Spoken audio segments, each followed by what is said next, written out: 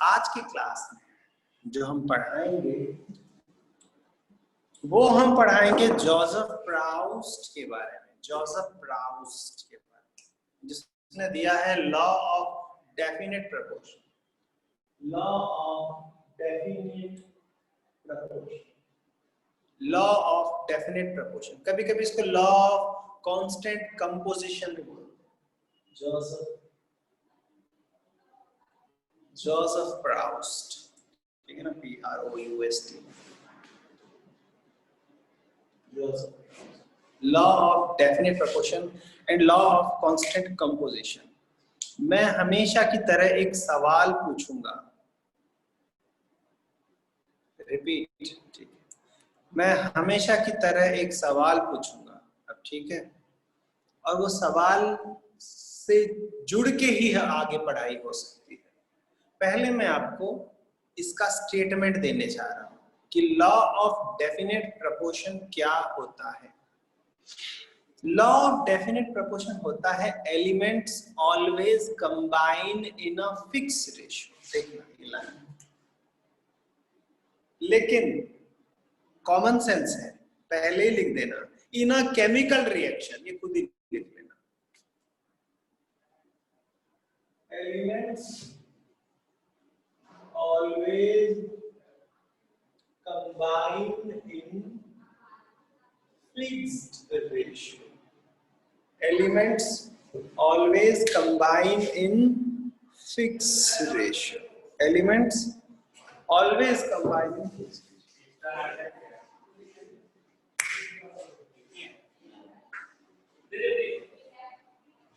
Elements always combine in fixed ratio. मैं आपको एक उदाहरण देकर, एक सवाल पूछकर टॉपिक को आगे बढ़ाना चाहूंगा, और वो सवाल है, फॉर एग्जाम्पल H2O। मैं H2O में अगर पूछूं हाइड्रोजन एंड ऑक्सीजन का आपको क्या रेशो दिख रहा है, आपको हाइड्रोजन एंड ऑक्सीजन का क्या रेशो दिख रहा है? ओ हो, क्या बात है। आंसरों की तो बौछार आ गई भाई, आंसरों की बौछार आ गई। Very good, very good, very good, बहुत अच्छा। 2:1 दिख रहा है। कार्बन एंड ऑक्सीजन का क्या रेशो दिख रहा है? कार्बन एंड ऑक्सीजन का, आय हाय हाय हाय, देखो आंसरों की आ गई है बाहर। बहुत अच्छा,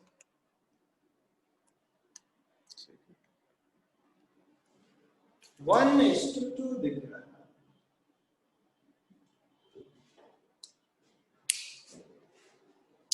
लेकिन एक सवाल, जाओ मेरे लिए एक हाइड्रोजन और एक ऑक्सीजन लेके आओ, बोलने से आप कैसे लाओगे? वो तो आप देख नहीं सकते, देख ही नहीं सकते, कैसे लाओगे?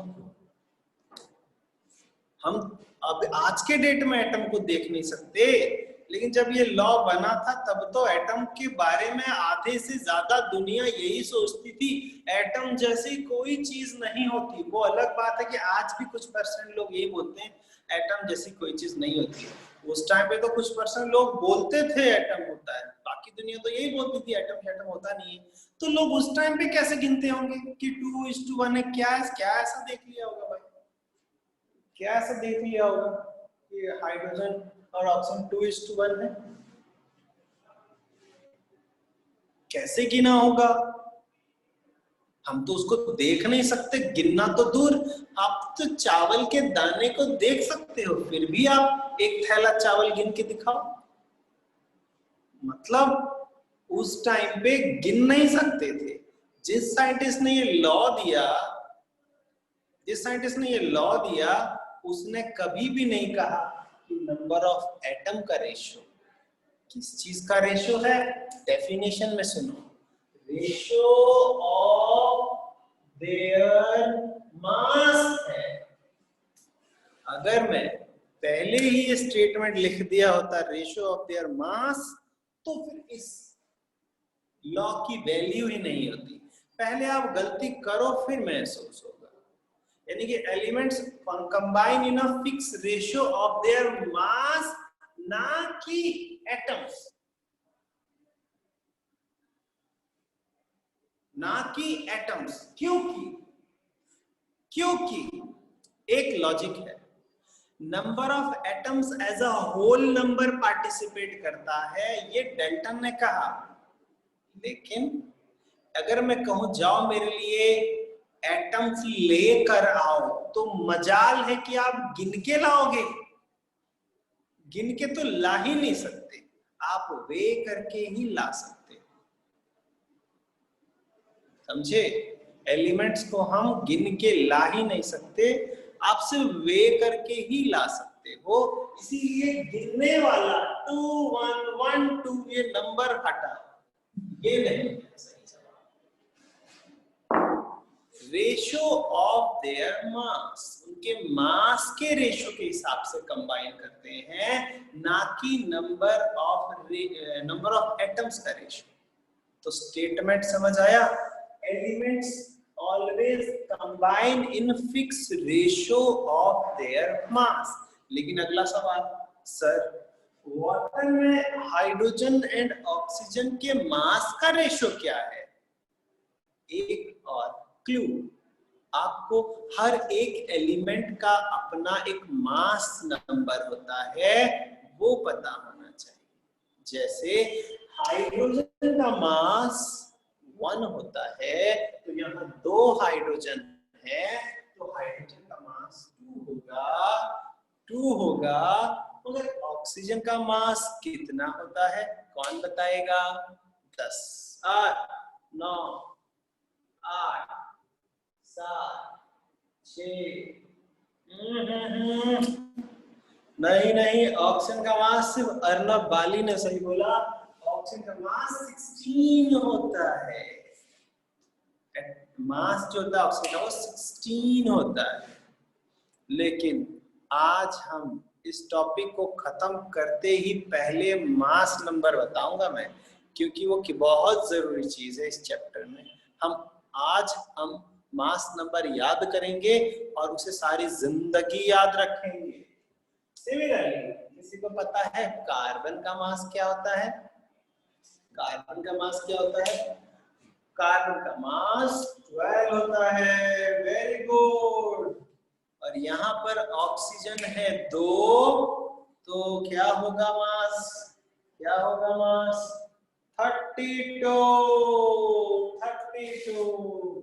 अभी मैंने रेशो किया ही नहीं, अभी तो मैंने मास ही पुट किया है। तो मैं पूछूं what is the ratio of hydrogen and oxygen in water? अब आपका जवाब क्या होना चाहिए? ये हुई ना बात, 1:8, 1:8। और कार्बन डाइऑक्साइड में 4 3 12, 4 8 32, 4 3 12, 4 8 32। अब आप लॉ ऑफ डेफिनेट प्रोपोर्शन को समझने के एक कदम और आगे चले गए। अब आप लॉ ऑफ डेफिनेट प्रोपोर्शन को समझने के एक कदम और आगे चले गए, और वो ये है कि elements always combine in fix ratio of their mass. यानी कि जब भी कोई केमिकल बनता है तो उसमें एलिमेंट्स जो होते हैं वो हमेशा कांस्टेंट ही पार्टिसिपेट करते हैं जब भी कोई खास केमिकल बनता है। चलो मैं आपको ये चीज समझाने के लिए एक कहानी सुनाता हूं। एक कहानी, शायद यही एक तरीका है आपको अच्छे से समझाने का। मैं आपको एक कहानी सुनाता हूं।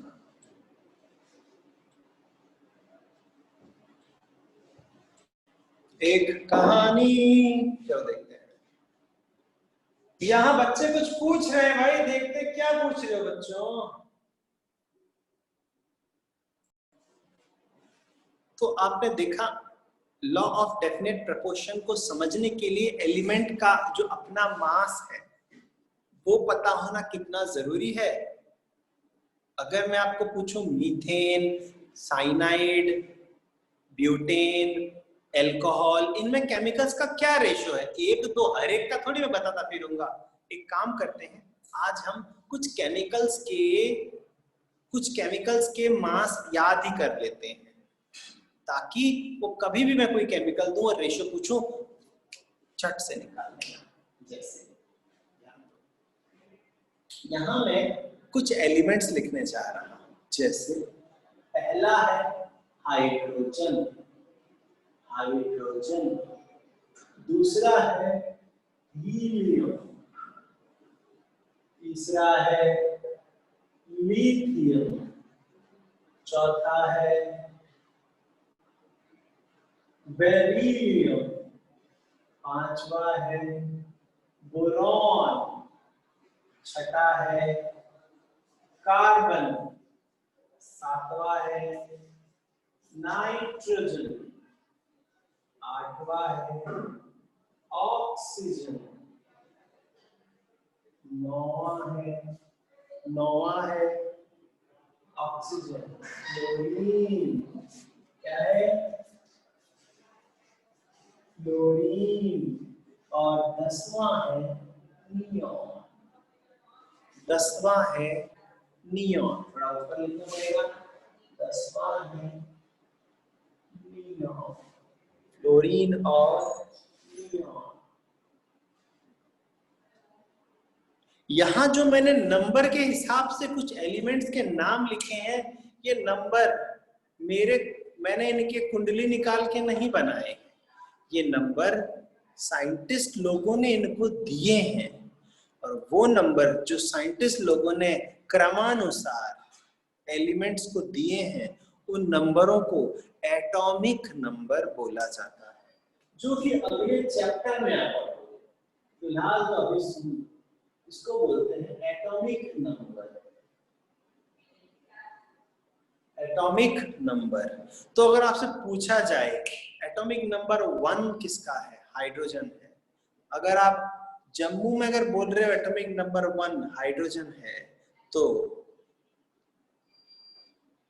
दिल्ली में भी यही बोलना पड़ेगा, और यूएसए में भी यही बोलना पड़ेगा, और ब्रह्मांड में कहीं भी जाओ आपको यही बोलना पड़ेगा कि एटॉमिक नंबर 1 हाइड्रोजन है, एटॉमिक नंबर 6 कार्बन है। ये सबके मास है। वजह क्या है अगले चैप्टर में पढ़ाऊंगा, अगले चैप्टर में पढ़ाऊंगा। उसके बाद यह है केमिकल्स। तो आप चाहो तो एक टेबल बना सकते हैं कि टेबल के पहले कॉलम में होना चाहिए एटॉमिक नंबर, दूसरे कॉलम में होना चाहिए एलिमेंट्स और केमिकल्स के नाम, तीसरे कॉलम में होना चाहिए उनका सिंबल। किसी दिन हम अगली या पिछली क्लास कभी भी ये सिंबल क्या है, इनकी कहानी कैसे है, कैसे पढ़ी, इनकी कहानी क्या है, इसके फायदे, वो सब हम पढ़ेंगे। लेकिन फिलहाल आज आपको थोड़ा सहना पड़ेगा। उतार लो, हाइड्रोजन का सिंबल H होता है, हीलियम का सिंबल He होता है। आई होप कुछ बच्चों को पहले से ही पता होगा। जैसे लिथियम का सिंबल क्या होता है, Li, beryllium Be, boron B। अरे टाइप मत करो, अपने कॉपी में लिखो, मुझे कर लिखा कि क्या फायदा। बोरॉन, कार्बन का C, नाइट्रोजन का N, ऑक्सीजन का O, फ्लोरीन का बच्चे Fl करते हैं, बहुत बच्चे F करो, और नियॉन का Ne करना, क्योंकि कभी भी दो सिंबल आपस में मैच नहीं करते। आज आपको अगला चीज बताना है, उनका मास नंबर। ये यूनिवर्सल है, मतलब कि ब्रह्मांड में कहीं भी जाओ आपको ये चीजें नहीं बदल, सिंबल हो सकता है बदल जाए, हो सकता है मंगल ग्रह के आदिवासी लोग हाइड्रोजन को HY बोलते हो, लेकिन धरती में तो H ही मास नहीं बदल सकता। हाइड्रोजन का मास 1 होता है, यानी कि इसका मास भी सेम है और एटॉमिक नंबर भी सेम है। हीलियम का 4 होता है, लिथियम का 7 होता है, बेरिलियम का 9 होता है, बोरॉन का 11 होता है। कभी कभी किसी बुक में 10 भी मिल जाएगा, रोने मत लग जाना। 10 पॉइंट समथिंग को 11 मान लिया गया। कार्बन का 12 होता है, नाइट्रोजन का 17 होता है, शायद ज्यादा हो गया, 14 होता है, ऑक्सीजन का 16 होता है, फ्लोरीन का 19 होता है और नियॉन का 20 होता है। ये वैल्यू यूनिट, सवाल तो सही है लेकिन अभी वक्त नहीं है जवाब देने का, अभी यूनिट की जरूरत नहीं है। सवाल सही है, मैं मजाक नहीं कर रहा, मैं अप्रिशिएट कर रहा हूँ कि तुमने सवाल सही पूछा, मगर मास नंबर की कोई यूनिट नहीं होती है, इसलिए मैंने नहीं लिखा। फिलहाल इतना उतारो। इसके बाद अगर ये ऑफलाइन क्लास होती तो मैं आपको सिर्फ 5 मिनट का वक्त देता और 5 मिनट के बाद पूछता किसी भी बच्चे को उठा के 3 सवाल। पिछले साल जो भी 10th आ गई ना, उनको 9th वालों को मैंने, जब वो 9th में थे तो उनको मैंने उधर ही बिठा के 10 एलिमेंट दिए थे और रैंडमली 5 मिनट बाद एक बच्चे को खड़ा किया। मैंने बोला चलो भाई बताओ एटॉमिक नंबर 9 पे कौन है, उसका मास क्या है, उसका सिंबल क्या है। मतलब 1 2 3 4, 4 में से कुछ भी एक मैं देता था, बाकी 3 वो खुद करता था। एक मैं देता था, बाकी 3 वो खुद। जैसे मैं बोलूं एटॉमिक मास 11 किसका है, अरे क्या, what is the 4th one sir, mass number लिखा है रे, atomic number, chemical symbol, mass number, इसको मत देखना भाई, ठीक है। ये है मास नंबर, ओके। ये हो गए 10, लेकिन 5 मिनट मिले थे इसको याद करने। तो 4th केमिकल, अरे बेरिलियम, बेरिलियम, आप समझे, हाइड्रोजन, हीलियम, लिथियम। कभी कभी उसको ऐसा भी काम मिल गया, चलो 1 से 10 तक एलिमेंट्स के नाम सुनाओ, उसने बोला hydrogen, helium, lithium, beryllium, boron, carbon, nitrogen, oxygen, fluorine, neon. ऐसे भी काम मिल सकता है। कभी कभी चलो नीचे से ऊपर सुनाओ, हे भगवान, neon, fluorine, oxygen, nitrogen, carbon, boron, beryllium, lithium, helium, hydrogen, ऐसे भी हो सकता है। मतलब कि मैं यहाँ पर तो आप दूर हो मेरे पहुंच से, इसलिए प्यार से पढ़ रहे हो, यहाँ होते ना तो खड़े खड़े ऐसे पैर कांपने लग जाते हैं बच्चों के जब मैं उनसे सवाल पूछता हूँ। डरना मत, मैं दिखने में डरावना लेकिन मैं अच्छा इंसान हूँ। आगे बढ़, आगे ये 10 उतार लिया तो मिटा के और 10 लिखूं क्या, 20 होने चाहिए या 10 नहीं, 10 से खुश मत हो जाना। मैं इसको मिटाऊं, ओके, कोई नो वाला भी है तो, अच्छा 1 मिनट सर।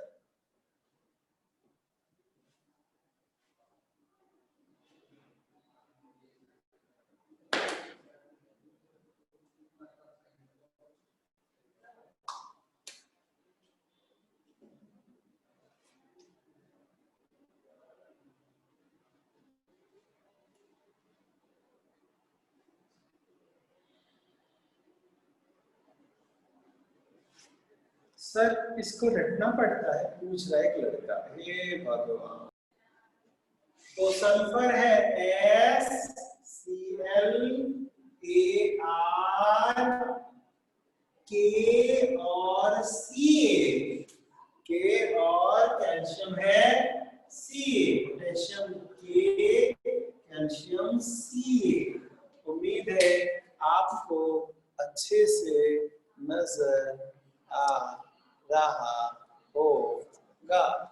कैल्शियम Ca और कितना जगह में गया है दिख रहा है आपको, सल्फर है 32, क्लोरीन यूनिक है भाई, क्लोरीन का यूनिक है देखो 35.5, आर्गन है कभी कभी 38 लिख देते हैं, कभी कभी 40 कर देते हैं, कोई फर्क नहीं, 39 और 40 ये है उनकी मास। बच्चों को तो पहले से ही पता था, क्या बात है क्या बात है।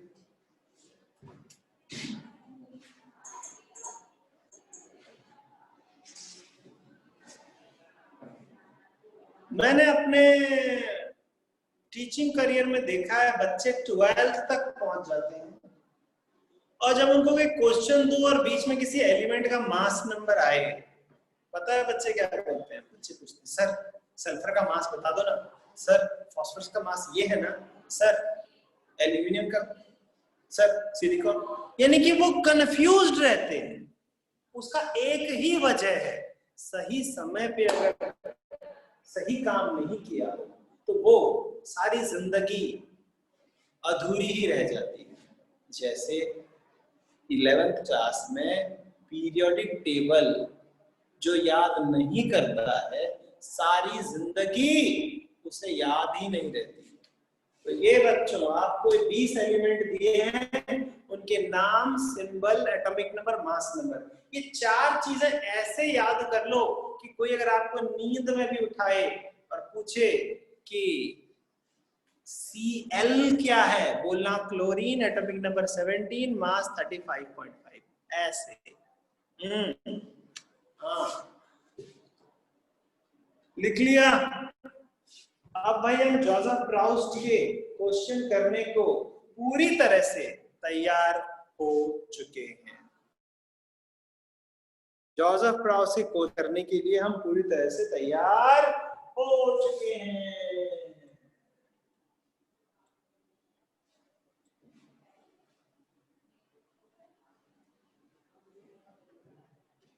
चलो भाई जोसेफ प्राउस्ट से क्वेश्चन करते हैं। जोसेफ प्राउस्ट की बस बात को ध्यान में रखना, element always combined in a fixed ratio. और आप एक बात बताओ, किस क्लास में रेशियो एंड प्रपोर्शन पढ़ा है? अच्छे से याद करो, बस अच्छे से याद करो, किस क्लास में रेशियो एंड प्रपोर्शन पढ़ा है? बिल्कुल सही जवाब ए।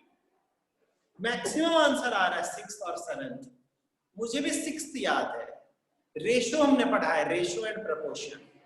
हम वही अरे किसी ने 5th क्लास लिख दिया है, रेशो निकालना सीखा होगा, प्रॉपर रेशो एंड प्रपोर्शन नहीं सीखा होगा। मैं रेशो प्रपोर्शन का एक क्वेश्चन सुनो, if 5 mango cost rupees this then what is the cost of 9 mangoes?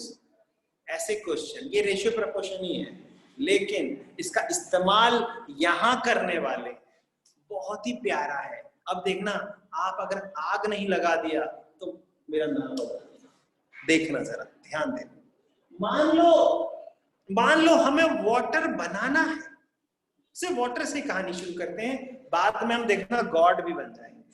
मान लो हमें वाटर बनाना है, वाटर बनाने के लिए 2 सामग्री चाहिए, हाइड्रोजन एंड ऑक्सीजन, बस इतना ख्याल रखो। वाटर बनाने के लिए 2 सामग्री चाहिए, हाइड्रोजन एंड ऑक्सीजन।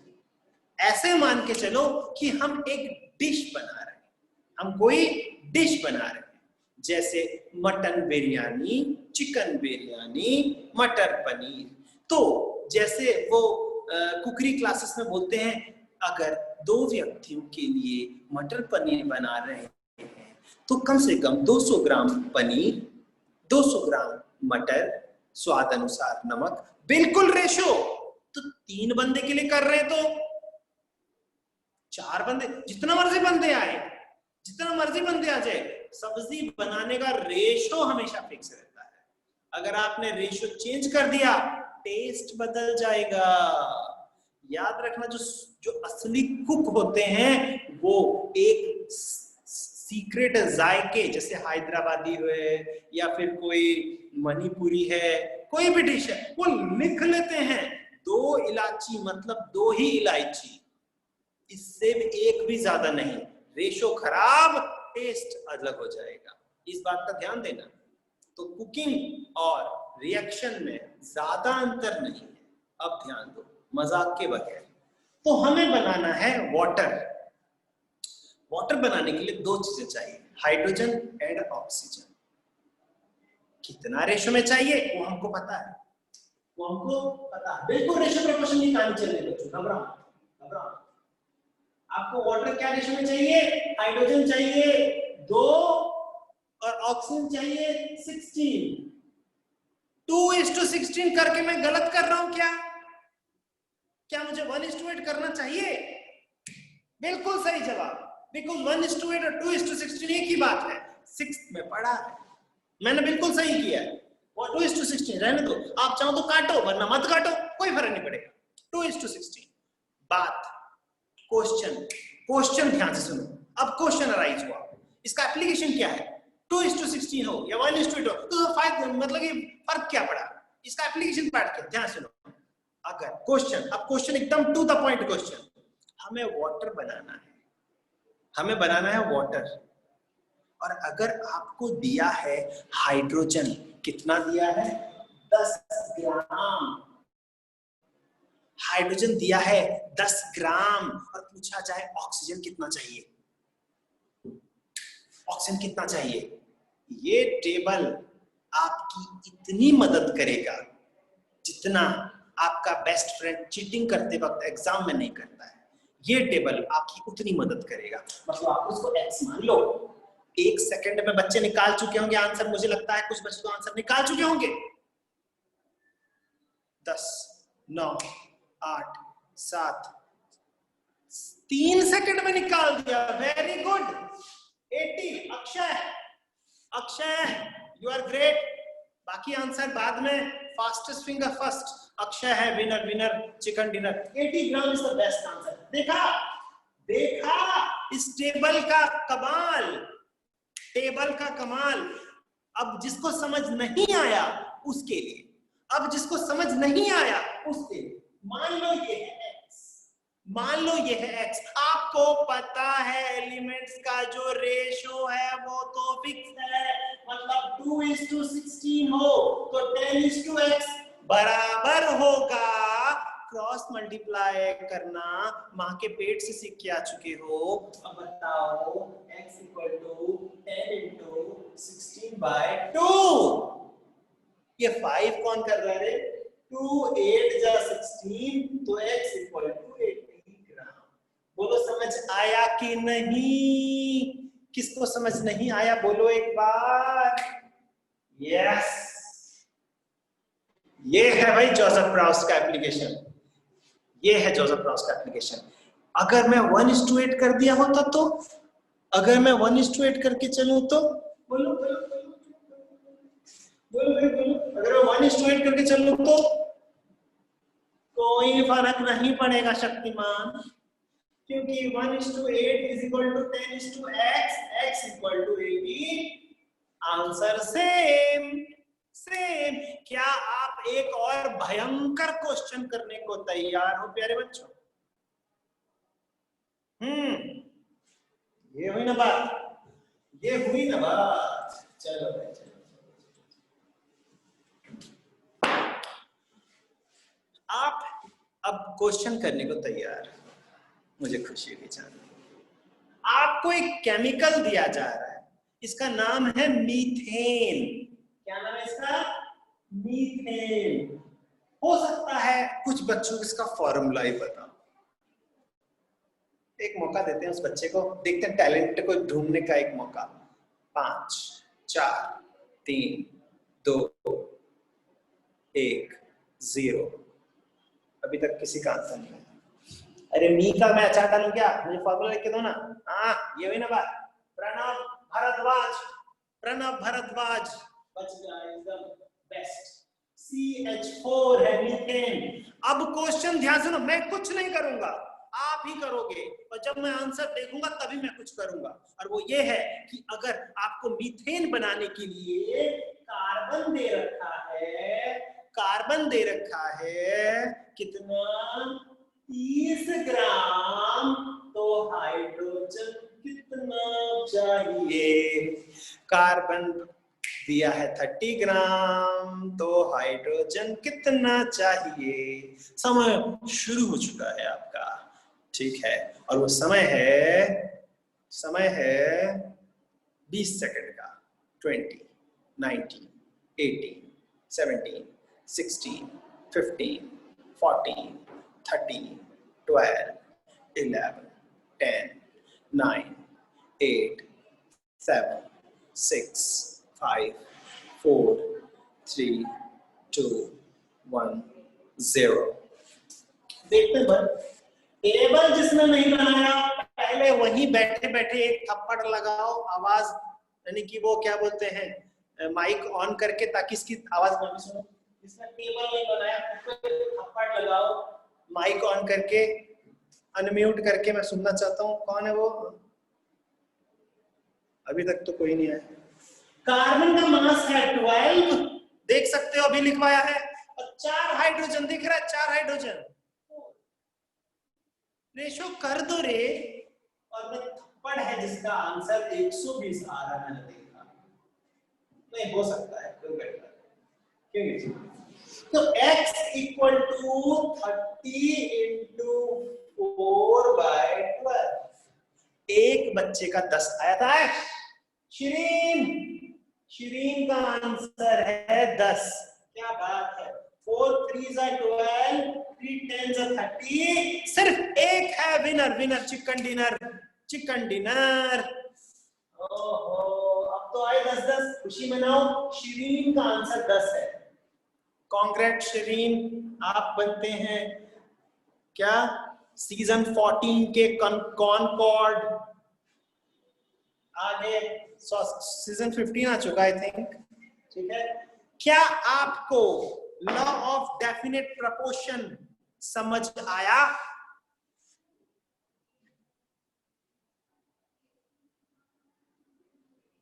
हाँ भाई प्रणव, हाँ प्रणव, मैंने भी देख लिया था, तुम्हारा आंसर 10 था, बट मैं पढ़ नहीं पाया था नाम, क्योंकि मुझे भी आंसर पता नहीं था। एक लास्ट क्वेश्चन दें फिर छुट्टी करें, अगर मजा आ रहा है तो। एक मजा आ रहा है तो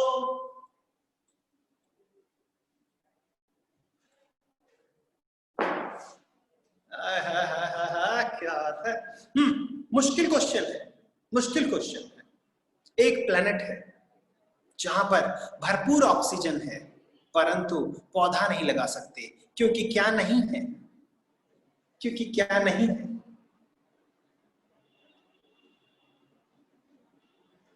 वाटर, कार्बन डाइऑक्साइड नहीं है, ठीक है। एक प्लेनेट है जिसमें भरपूर ऑक्सीजन है, मगर कार्बन डाइऑक्साइड नहीं है, वाटर भी नहीं। लो, दोनों नहीं है, खुश हो जाओ। मैं उस धरती पर जीवन लाना चाहता हूं, तो मुझे कार्बन डाइऑक्साइड और वाटर, सनलाइट है रे, प्लेनेट रुका हुआ थोड़ी है, सन के आसपास। तो उस धरती पर मैं जीवन लाना चाहता हूं, तो मैं पहले वाटर बनाना चाहता हूं। वाटर हमने बना भी लिया है। एक काम करते हैं, कार्बन डाइऑक्साइड वाला क्वेश्चन करते हैं, ठीक है। तो एक काम करो, ऑक्सीजन तो भरपूर है, तो एक काम किया, मैंने ऑक्सीजन इस्तेमाल किया, सपोज 64 kg। मैंने ऑक्सीजन इस्तेमाल किया 64 kg to making carbon dioxide. और मेकिंग कार्बन डाइऑक्साइड, इफ मैंने ऑक्सीजन इस्तेमाल किया 64 kg, तो what is the mass of carbon required for combustion? What is the mass of carbon required for complete combustion? देखते हैं। ये कौन है? ये इतना जल्दी क्यों आंसर आ गया? अभी तो मैंने 2 सेकंड भी नहीं हुए क्वेश्चन दिए। चीटिंग है ये। सीजन 16 के कौन कौन बनना चाहते हो तुम लोग? एस में जाना चाहते हो? अब आगे आते हैं, कुछ बच्चों का आंसर आ भी गया है, इसलिए ये तो मेरे से फास्ट हो गए बच्चे। अब ये बच्चे मेरे से फास्ट हो गए, अब मैं क्या करूं? गलत है ये। कार्बन का मास होता है 12, ऑक्सीजन 2 है, मतलब 32। एक कार्बन, यहां से तो ये मास, पहला टेबल का कॉलम तो यहां से बनना है। ये है 12, ये है 32। अब आपको समझ आ रहा होगा कि मैंने यहाँ पर यूनिट क्यों नहीं लिखा, रेशो में कहाँ यूनिट इस्तेमाल होता है। अब ये अगर कार्बन ऑक्सीजन दे रखा है 64 kg, तो ये x, आई होप आंसर आ जाएगा। 3 4 जा 12, 3 8 जा 4 3 जा 12, 4 8 जा 32, तो x 3/8 is equal to x/64। कुछ बच्चों ने आंसर टाइप करना शुरू कर दिया शायद। x is equal to 8 6 जा 8 7 जा 58, 8 जा 64, 8 या 24 kg। बच्चों 2 सेकंड में आंसर आने लगा आपका। जोसेफ प्राउस्ट की आत्मा कितनी खुश हो रही होगी पता है आपको, कितनी खुश हो रही होगी जोसेफ प्राउस्ट की आत्मा कि शुक्र है कि मेरे, अरे इजी है नो डाउट।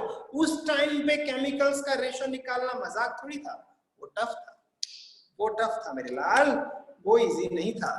तो क्या हम आज की सभा यहीं पे समाप्त करें और अगले सभा के लिए इंतजार करते हैं। टेस्ट कैसा गया था आप लोगों का जो भी लास्ट टाइम हुआ था?